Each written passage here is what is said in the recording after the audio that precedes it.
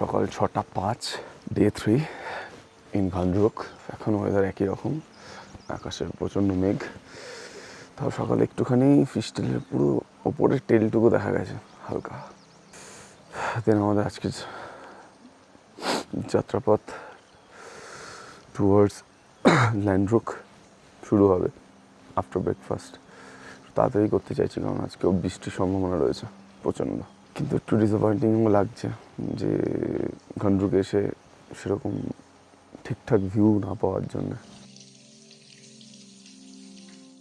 ঘান্দ্রুক নেপালের অন্যতম আইকনিক ও মনোরম একটি গ্রাম, যা অন্নপূর্ণা অঞ্চলের প্রায় 2010 মিটার বা 6598 ফুট উচ্চতায় অবস্থিত। এখানে সংস্কৃতি ও ভূগোলের এক অপূর্ব সংমিশ্রণ ঘটেছে। ঘান্দ্রুককে অন্নপূর্ণা অঞ্চলের সবচেয়ে জনপ্রিয় ট্রেকিং হাব হিসেবে বিবেচনা করা হয়। এটি অন্নপূর্ণা বেস ক্যাম্প বা পুনহিল সার্কিট ট্রেকিং করার জন্য একটি প্রধান ট্রানজিট পয়েন্ট। গ্রাম থেকে বিশেষ উচ্চতম কিছু শৃঙ্গের সরাসরি দৃশ্য দেখা যায়। অন্নপূর্ণা দক্ষিণ, হিমচুলি বা মাছাপুছারে ফিস্টেল। এই গ্রামটি মূলত গুরুং জাতিগোষ্ঠীর মানুষের আবাসস্থল। ঘান্দ্রুক তাদের ঐতিহ্যের এক জীবন্ত জাদুঘর। গ্রামটি শুকনো পাথরের দেওয়াল এবং স্লেট পাথরের ছাদ দিয়ে তৈরি ঐতিহ্যবাহী ঘরগুলির জন্য বিখ্যাত। ঘান্দ্রুকের অনেক পুরুষের ব্রিটিশ এবং ভারতীয় গোর্খা রেজিমেন্টে কাজ করার দীর্ঘ ইতিহাস রয়েছে। গ্রামটিকে প্রায়শই গোর্খাদের গ্রাম বলে ডাকা হয়, কারণ এই অঞ্চলের সেনাদের পেনশন ও রেমিস্ট্যান্স ঐতিহ্যবাহীভাবে স্থানটির অর্থনৈতিক মেরুদণ্ড হিসেবে কাজ করেছে।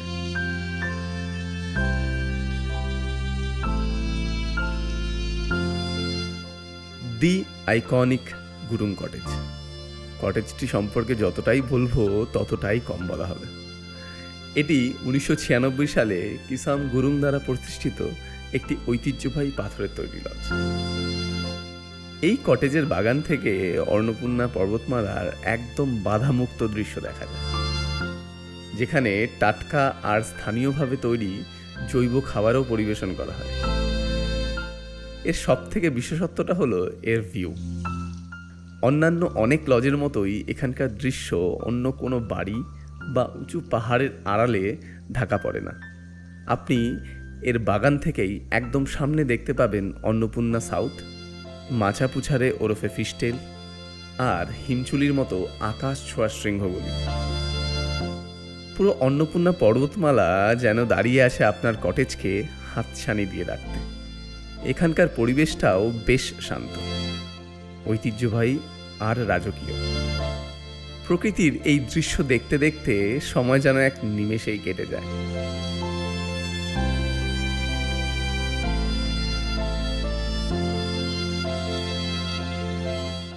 দুর্ভাগ্যটি ভাবুন, ঘান্দ্রুকে পৌঁছে গুরুং কটেজের বারান্দায় দাঁড়িয়ে না পেলাম ফিস্টেল, না পেলাম অন্নপূর্ণা, কারোরই দেখা নেই। মনে হলো পাহাড়ি কুয়াশার চাদর যেন সব ঢেকে দিয়েছে। তবে কিছুক্ষণ পরেই মেঘের ফাঁক দিয়ে এক ঝলক উঁকি দিল অন্নপূর্ণা দক্ষিণ। এক মুহূর্তের জন্য হলেও মনটা ভরে গেল।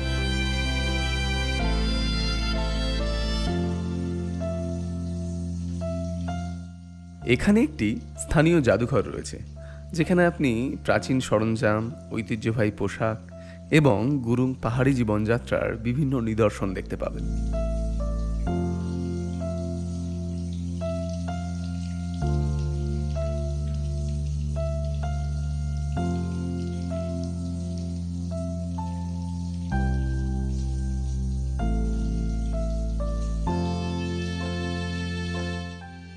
তো আমরা তিনজনেই ভেতরে যাবো ঠিক করলাম, আর এটা হলো এন্ট্রি টিকিট।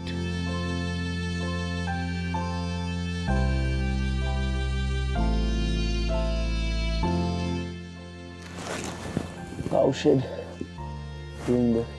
বাস্কেট রয়েছে এখানে। এখানে বেশ কিছু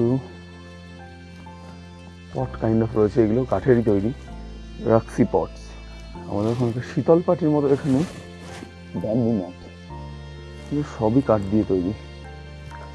হাঁড়িগুলো আই থিঙ্ক না এগুলো মাটি, হাঁড়িগুলো মাটি দিয়ে তৈরি। ব্রাসের কন্টেনার্স ফর ড্রিঙ্কিং ওয়াটার। আর এগুলো তো ডাইনিংয়ের জন্য, পূজার জায়গা। কিছু বাজনা রয়েছে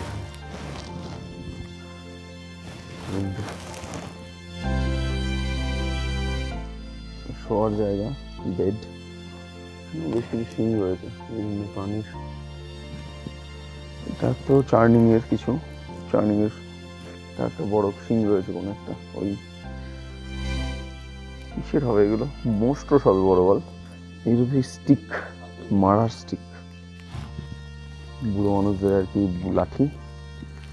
খুকড়ি এখন ইউজ হয়, দার্জিলিং এলে দেখা যায় বাজারে।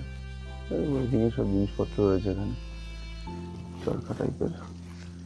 আপার স্ট্যান্ড যার জন্য সিঁড়ি, বা এখানে বেশ কিছু অ্যামুনেশন রয়েছে, বন্দুক রয়েছে, তরবারি রয়েছে। একটা বড় ট্রান্সপোর্ট, ফায়ারউড, আমাদের ফায়ারউড ট্রান্সপোর্ট করতো, জঙ্গল থেকে কাঠ কেটে আনা হয়। পাঁচটাতেও পাঁচটা যাওয়ার কিছু একটা সিঁড়ি মতো রয়েছে। এখানে যাওয়া যায় না, হাউসটা পুরোপুরি মাঠ দিয়ে তৈরি, পেশাই করার জাতা।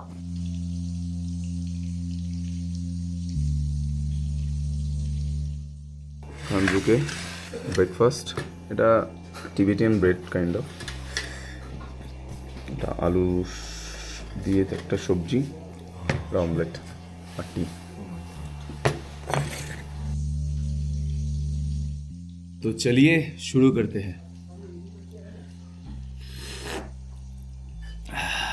মশালা টি, চাটার খুব দরকার ছিল, সকাল থেকেই বলছি চা দরকার, চা দরকার।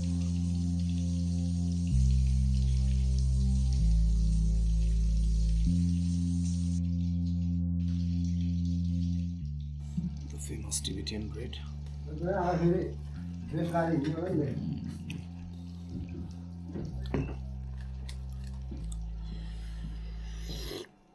চাটা খুব ভালো লাগছে। তো এখন আমরা বেরোচ্ছি এখান থেকে, গনরুক থেকে লন্ড্রুকের দিকে। এখন ঘড়িতে বাজে 8:44, মানে ইন্ডিয়ান টাইম, তার মানে 15 মিনিট আরও আগেই দিন। এখন 9টা বাজে। দেখা যাক কতক্ষণ আমরা লন্ড্রুক পৌঁছাই। এবার লন্ড্রুক থেকে আবার আমরা বেরোবো। বেরিয়ে ওখান থেকে আমরা, ইচ্ছা আছে যে ফরেস্ট ক্যাম্প আর লন্ড্রুকের মাঝখানে একটা রেস্টুরেন্ট রয়েছে, ওই রেস্টুরেন্টে যদি আজকে স্টে করা যায়। কারণ আমরা বৃষ্টির যেহেতু সম্ভাবনা রয়েছে, বুঝতে পারছি না আমরা আদৌ অত দূর পৌঁছতে পারবো কি না। তবে চেষ্টা করব যে আজকে ওই মাঝখানের জায়গাটাতে স্টে করার।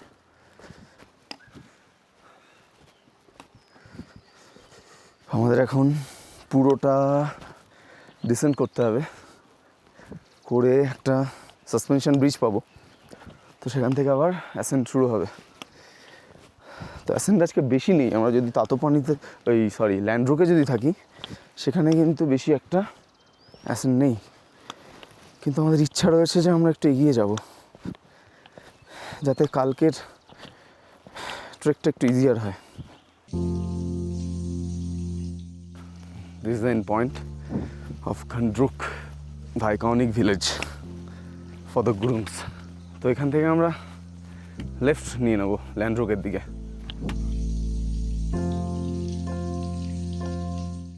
এই রাস্তাটা ল্যান্ড্রুক যাচ্ছে, আমরা এবার ল্যান্ড্রুকের দিকে নামবো। নদীর আওয়াজ পাওয়া যাচ্ছে, যেহেতু বৃষ্টি হয়েছে আগের দিন। আর এই সামনে আমি জানি না দেখতে পাচ্ছেন কি না, যেহেতু একটু মেঘলা রয়েছে, এটা হলো ল্যান্ড্রুক, সামনে যে ভিলেজটা রয়েছে। ও আবার নামতে ভয় পাচ্ছে, আমার এক বন্ধু সুপ্রিয়। আমার তো নামতে কোনো অসুবিধা নেই, উঠতে অবস্থা খারাপ হয়ে যাচ্ছে। তবে নামার সময় একটু সাবধান হতে হবে। আমি যদি বা নিক্যাপটা পরে নিয়েছি, হ্যাঁ, কেননা নামাটাতেই যত ইনজুরি হয় আর কি। লোকে ভাবে যে নামতে হয়তো বেশি ইনজুরি হবে না, কিন্তু অ্যাকচুয়ালি নামাতেই ইনজুরিটা হয়ে যায়। অনেকটা নামা আছে, রিভার বেসিনে অবধি যেতে হবে, এটাই হলো ব্যাপার।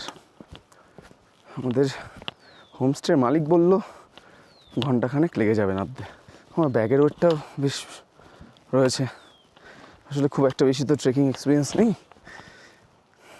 নেক্সট টাইম থেকে এটা মাথায় রাখবো যে ট্রেকিং করতে গেলে ফ্যাশন করলে হবে না।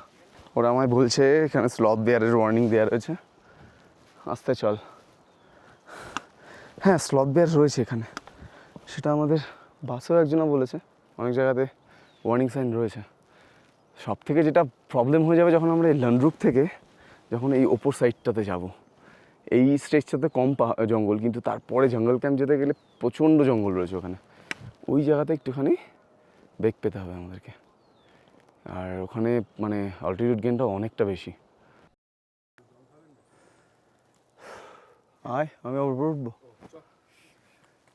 যাই হোক, 7 ঘন্টাখানেক আমরা ডাউন হিল করলাম, এখন একটু জল খাচ্ছি। 8 ঘন্টা।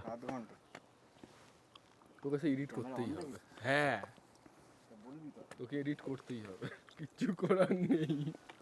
কিন্তু এই যাই হোক, সামনে একটা ডুমুর গাছের মতো একটা গাছ রয়েছে, আদৌ এটা কী গাছ কে জানে, লাগছে অনেকটা ডুমুর গাছের মতো। আর পাহাড়ে এইসব জায়গাতে জলই রাখে ন্যাচারালি, আবার অনেকে আবার এখানে মাছ চাষ করে। তো এটা মনে হচ্ছে না মাছের,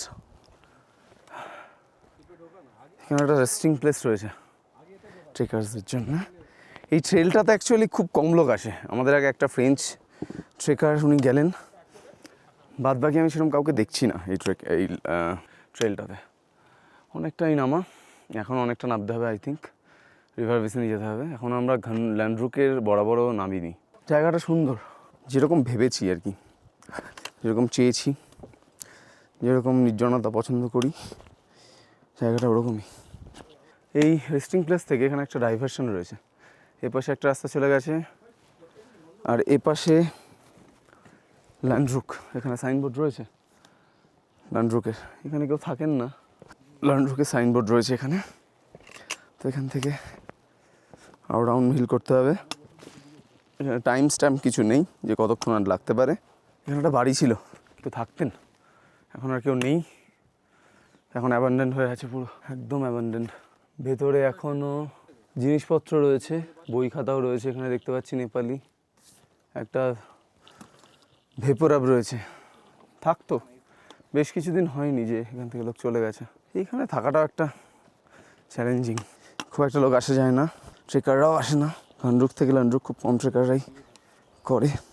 ট্রেলটা জাস্ট দেখুন, ট্রেলটা জাস্ট দেখুন। এখানে আই থিঙ্ক টয়লেট এদের ছিল, পুরোটা পাথর দিয়ে তৈরি। হ্যাঁ, টয়লেট ছিল এখানে। শারীরিকভাবে মানসিকভাবে দুর্বল হয়ে পড়েছিলাম এটা আসার আগে, তবে এখন আস্তে আস্তে একটু এনার্জি ফিরে পাচ্ছি।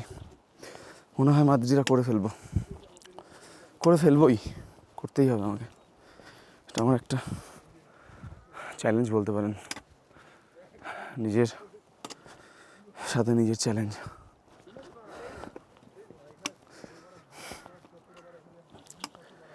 মুগ্ধ হয়ে যাওয়ার কথা, একবার পাহাড়টা ঘুরতেই হবে সবাইকে। আর পাহাড় ঘোরার সব থেকে বেস্ট ওয়ে যে আপনি হেঁটে উঠছেন, কোথাও হেঁটে নামছেন, তাহলে আপনি বুঝতে পারবেন যে এখানকার মানুষ কীভাবে জীবনযাপন করেন। আর ওটাই তো অ্যাকচুয়াল ট্রাভেল। আপনি কোথাও গেলেন, সেখানে একটা 5 স্টার হোটেলে থাকলেন, সেখানকার অ্যাকচুয়াল যারা থাকে তাদের মতো করে না থাকলেন না, তাহলে আপনি ঠিক বুঝবেন না যে ব্যাপারটা তারা কীরকম লাইফস্টাইল মেনটেন করে, কীরকম কঠিন চ্যালেঞ্জিং জীবন তাদের।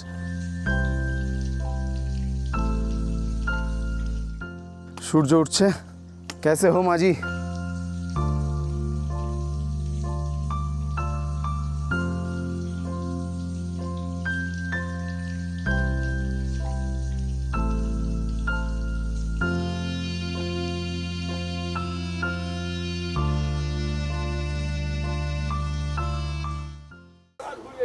ওয়ে টু লানরুক, এই রাস্তা থেকে আমরা নামলাম।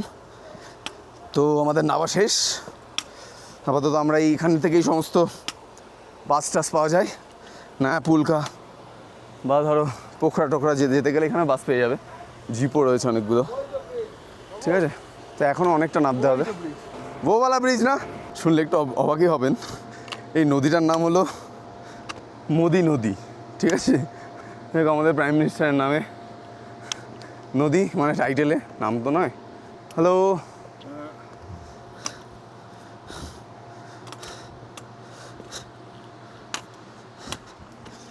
এখানে একটা হাইড্রো পাওয়ার প্ল্যান্টেরও প্রজেক্ট চলছে, 42 মেগাওয়াটের প্রজেক্ট, হিউজ প্রজেক্ট। আমার লেস খুলে গেছে, আমার লেসটা বারবারই খুলছে, অনেকটা নামা। গ্রামের লোকরা 1 ঘন্টা বলছে। নমস্তে, आप क्या लंडुक से आ रहे हो? ওকে, গুড ডে।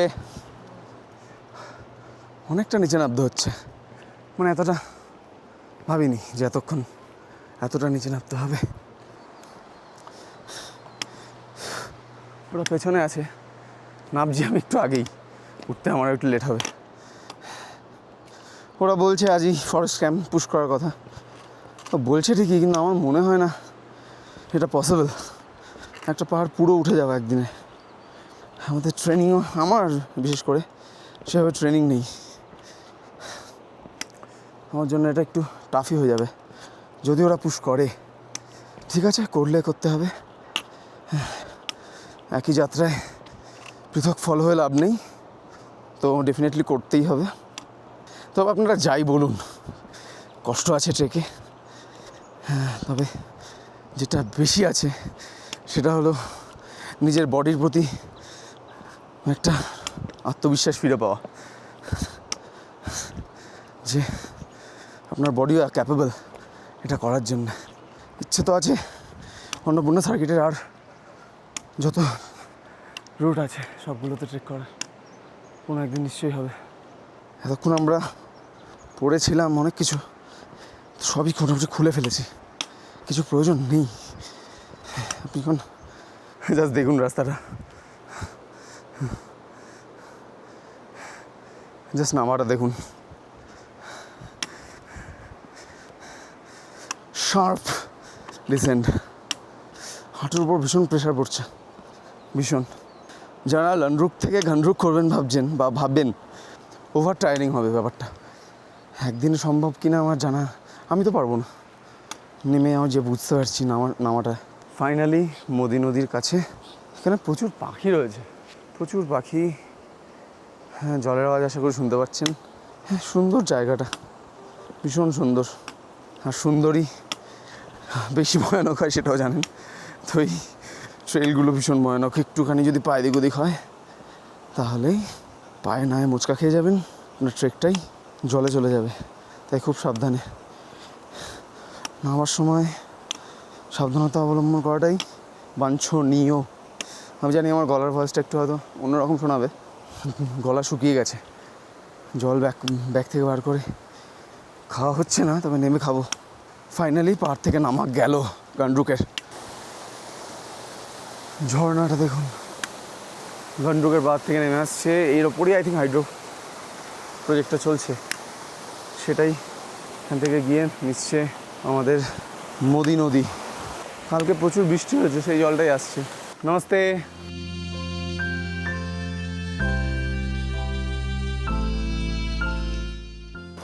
এখানে মাছ চাষ হচ্ছে, নামা যেন আর শেষই হচ্ছে না। যখনই ভাবছি এখানেই শেষ, সেখানেই দেখছি আবার নামতে হবে। এটাকে আমরা সাসপেনশন ব্রিজ ভেবেছিলাম, কিন্তু না, সাসপেনশন ব্রিজ নয়, এই আমাদের প্রধানমন্ত্রীর নদী, দ্য ফেমাস মোদি নদী।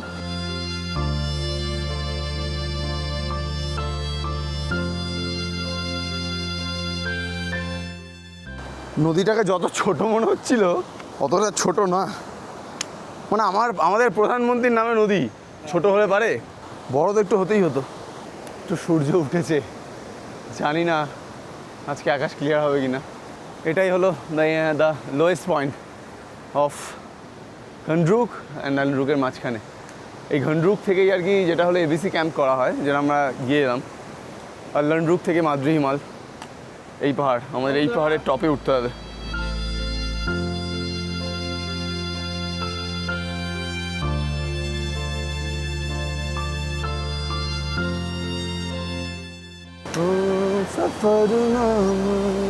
এই এই চড়াইটা এখন আমাদের করতে হবে, যেটা কিনা কন্টিনিউ চলবে লান্দ্রুক অবধি।